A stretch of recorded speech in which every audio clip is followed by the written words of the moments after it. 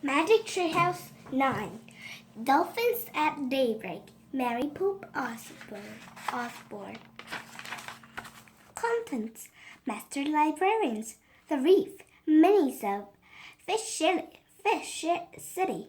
2 eyes. C-R-A-C-K. Remain calm. Swim for your life. Ouch! The True Pearl.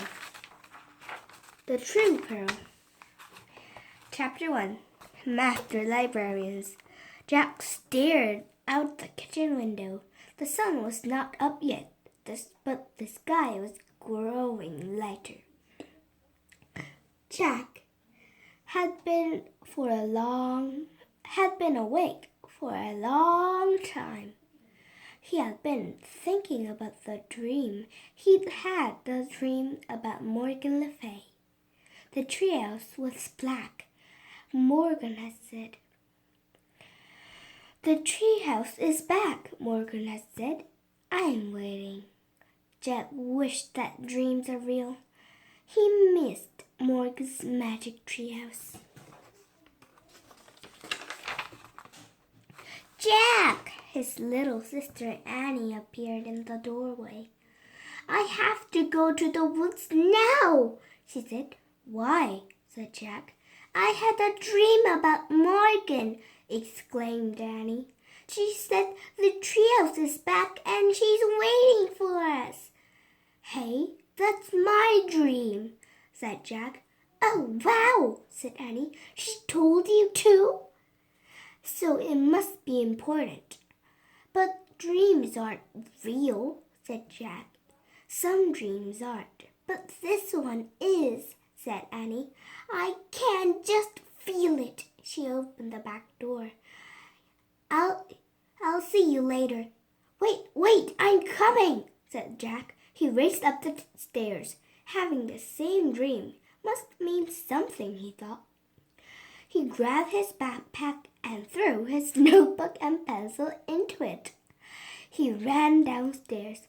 We'll be back soon, Mom, Jack called into the living room. Where are you going so early? His dad called. Just for a quick walk, said Jack. It rained last night, called his mom. Don't forget your shoes wet. We won't. Jack slipped out the door. Annie was waiting for him. Let's go, she said. The sky was pale gray. The air felt freshly washed. Jack and Annie ran up the quiet street to the Frog Creek woods. They headed between the trees. Soon they came to the tallest oak in the woods. There was a wooden house, high in the treetop. It is back, whispered Jack. Someone looked out the window of the treehouse. A lovely old woman with long white hair. Morgan Le Fay. Come up, called the magical librarian. Jack and Annie climbed up the rope ladder and into the treehouse. In the dawnlight, they stared at Morgan Le Fay. She looked beautiful in a red velvet robe. Jack pushed his glasses into place. He couldn't stop smiling.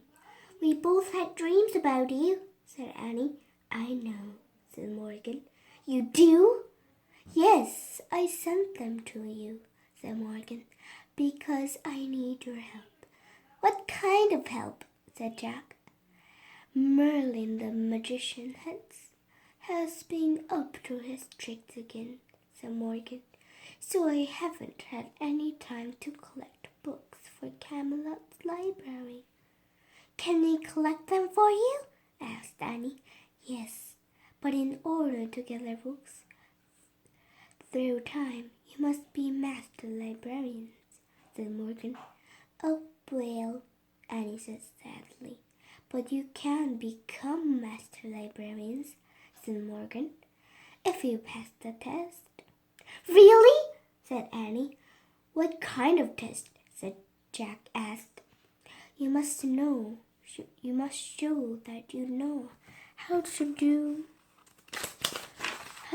research, said Morgan, and show that you can find answers to hard questions. How? Said Annie. By solving 4 riddles, said Morgan. She reached into the folds of her robe and pulled out a rolled up paper. The first riddle is written on this ancient scroll. This book will help you find the answer. She held out a book.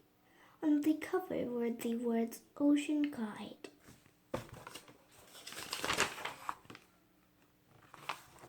This is where you have to go, said Morgan. The ocean? Oh boy, said Annie. She pointed at the cover. I wish we... Stop! Jack grabbed Annie's hand. How will we know if we found the right answer to the riddle? Asked Morgan. He asked Morgan. You will know, Morgan said mysteriously. I'll promise you will know. Jack let go of Annie's hand. She pointed again at the cover and finished her wish. I wish we could go there. The wind started to blow. Are you coming with us, Morgan? Jack said. Before Morgan could answer, the treehouse started to spin. Jack squeezed his eyes shut. The treehouse spun faster and faster. Then everything was still. Still. Absolutely still. Jack opened his eyes. Morgan Le Fay was gone. The ancient scroll and the ocean book were left in her place. Chapter 2. The Reef. A breeze blew through the window. The seagulls cried. Waves leaped the shore. Annie picked up the riddle scroll. She unrolled it. Together, she and Jack read the riddle.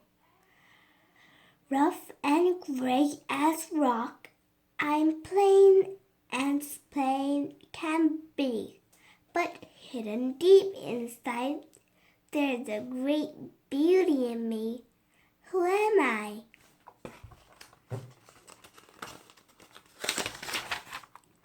Let's go find the answer, said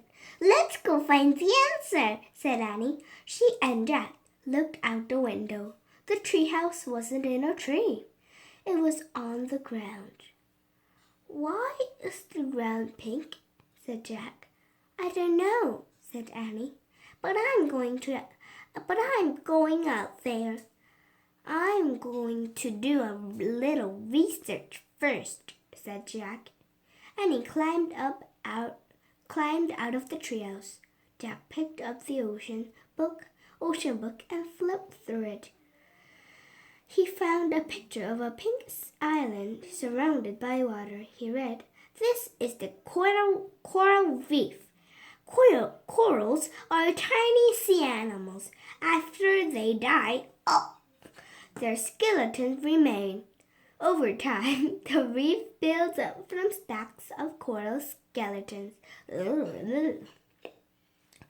Oh man, tiny skeletons, said Jack. He pulled out his notebook and wrote, Millions and millions of coral skeletons. Jack, come look at this, cried Annie. What is it? I don't know, but you'll love it, she said. Jack threw his notebook and the ocean book into his pack. He climbed out the window. Isn't it the answer to the riddle? He called. I don't think so. It doesn't look very plain, said Annie. She was standing at the edge of the water. Beside her was a strange-looking machine. Jack hurried over to the bumpy coral. bumpy coral to get a better look.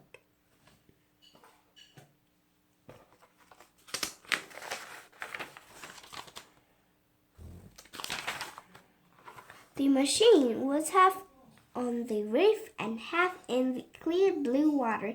It looked like a huge white bubble with a big window. Isn't it a special kind of boat? Said Annie. Jack found a picture of the machine in the ocean book. He read, scientists who study the ocean are called oceanographers. Sometimes they travel in small diving vessels called submersibles or mini-subs to study the ocean floor. It's a mini-sub, said Jack. He pulled out his notebook.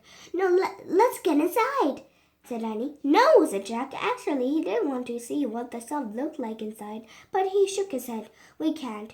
It's not ours. Just a teeny peek, said Annie. It might help us figure out the riddle, said Jack. Jack sighed. Okay, but we have to be careful. Don't touch anything, he said. Don't worry, said Annie. And take off your shoes so they won't get wet, said Annie. He and Annie slipped off their shoes and socks and threw them toward the treehouse. Then they stepped carefully over the sharp coral. Annie turned the handle of the hatch of the mini-sub. It opened. She and Jack climbed inside the hatch. The hatch slammed shut. The mini-sub was tiny. 2 seats faced the big window. In front of the seats was a computer built into a control panel. Annie sat down. Jack opened the ocean book and read more on the mini-sub page. Mini-subs had strong holes to keep air and protect those aboard from water pressure. Computers are used to guide the mini-sub through the ocean. Oops, said Annie. What's wrong? Jack looked up. Annie was waving her hands in front of the computer. Now the screen showed a map. What's going on? Said Jack. I just pressed a few keys, said Annie. What? I said not touch anything. Not to touch anything, said Jack. An air blower came on. The mini-sub jerked backward. Get out, said Jack. Uh-oh. He and Annie scrambled for the hatch. Jack grabbed the handle, but they were too late. The mini-sub slid off the reef. Then it dove slightly down to the deep.